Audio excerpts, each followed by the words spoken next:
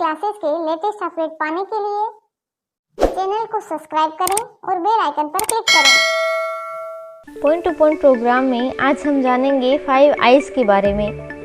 चलिए जानते हैं ये चर्चा में क्यों है। चीन में उइगर मुसलमानों पर हो रहे अत्याचार की निगरानी के लिए जापान ने 5 आइज गठबंधन के साथ मिलकर काम करने पर सहमति जताई है। अब जानते हैं क्या है 5 आइज गठबंधन।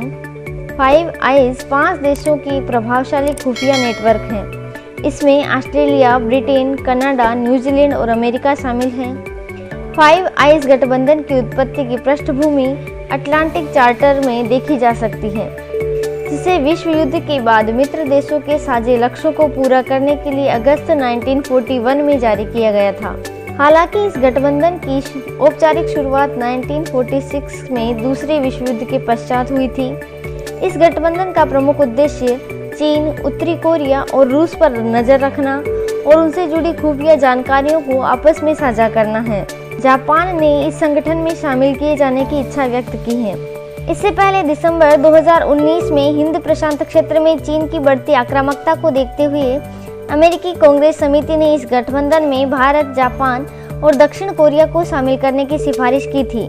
अब जानते हैं जापान क्यों शामिल होना चाहता है 5 आइज में।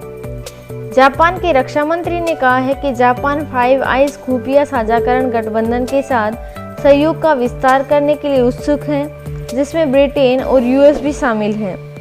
जापान द्वारा 5 आइज समूह में शामिल नहीं होने के बाद भी वह इस समूह के साथ खुफिया सूचनाएं साझा करता है।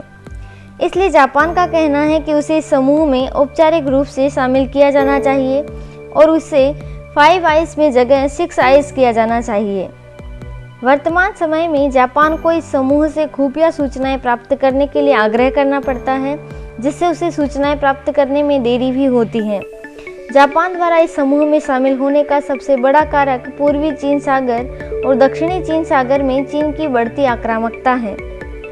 पिछले कुछ समय से जिस तरह से चीन ने हांगकांग और भारत चीन सीमा में आक्रामकता दिखाई है, उससे जापान की चिंताएं और बढ़ गई हैं। ऐसी क्लासेस के लेटेस्ट अपडेट के लिए चैनल को सब्सक्राइब करें और बेल आइकन पर क्लिक करें। धन्यवाद।